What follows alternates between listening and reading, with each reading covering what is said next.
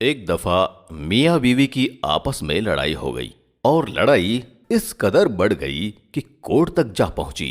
वकील ने दोनों को कमरे में बुलाया और पूछा, मसला क्या है। वे दोनों एकदम से एक दूसरे को भला बुरा कहने लगे और तनकीद के पहाड़ ढा दिए।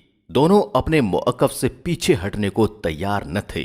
वकील ने दोनों को दिल की भड़ास निकालने दी और चुप होकर बैठ गया और लड़ाई खत्म होने का इंतजार करने लगा। जब दोनों थक कर बैठ गए तब वकील बोला, अच्छा, ये तो तुम दोनों ने एक दूसरे की खामियां बयान की है, अब जरा एक दूसरे की खूबियां भी बयान कर दो।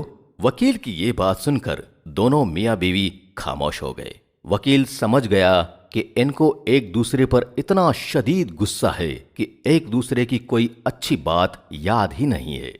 उसने उन दोनों को एक एक कागज दिया और बोला, अगर मुंह से नहीं कहना चाहते हो तो ऐसा करो, दोनों एक दूसरे की खूबियां इस कागज पर लिख दो। काफी देर तक दोनों खामोश ही रहे।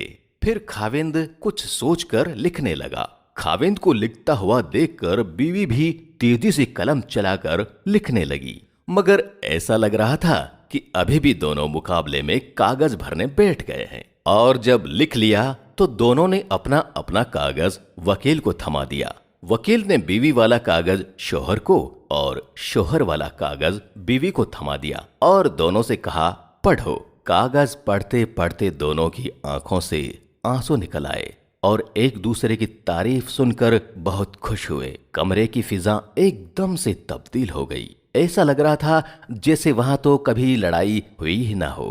वकील का फर्ज पूरा हो चुका था। वे दोनों मियाँ बीवी लड़ते हुए वहां आए थे और हंसते मुस्कुराते हुए वहां से बाहर निकले। कायनात के बड़े बड़े मुज़ामीन में ना पड़ो, बल्कि छोटी छोटी बातों पर तवज्जो दो। उसको राजी रखो जो हम सफर है, चाहे वह हम ख्याल ना भी हो।